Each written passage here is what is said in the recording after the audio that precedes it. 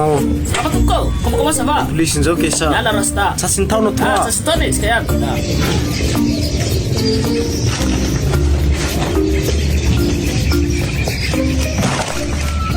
Mba avetsako antiako. Tsy zay koa fa gondroa amity zany tinandesinao. Le manino amizay? Ka valinao atakalo vary zao tsy hita. Almaiha, ino mahitaisanao?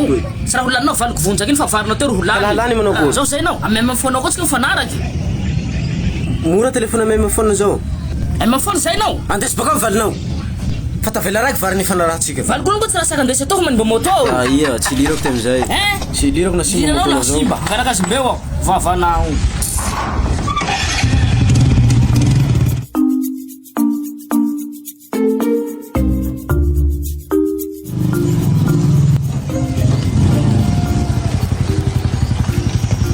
Da, misy tsoatsozo.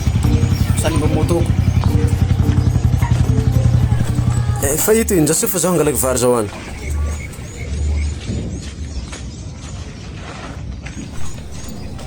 Bena, misy tanjahako ela valinao. Tanjahako ela valinao. Sa hoko tanjana tao ray. Vazay. Fa tsy mila potsy maso nio. Potsy io zany benefit ko baka amiko atoy ko. Vary gony raiky sanandro desika moto ty. Na vary gony sanandro, tsy atahorako zao. Amy herinandro io zay kaloko telefona mema fona ao ka. Anday faty anao toy. Wansika tiliara laha mila telefony soa mandaloha any mema fona. Atoko galeria bazar. Hay atao mema fona.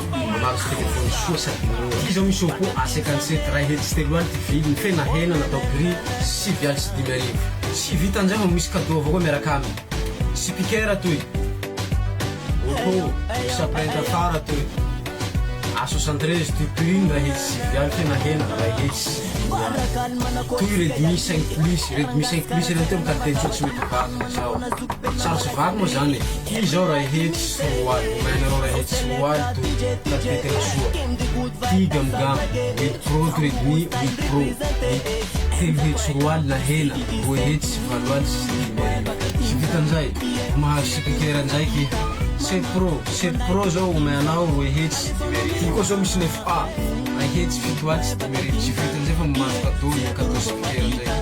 Ty koa zao misy Oppo A53 ty omenao roa hetsy efatsy aly. Sy vitan'izay fa mahazo speaker avao koa lafa mivily Oppo A53. Ty le speaker miaraka S25 sous carton.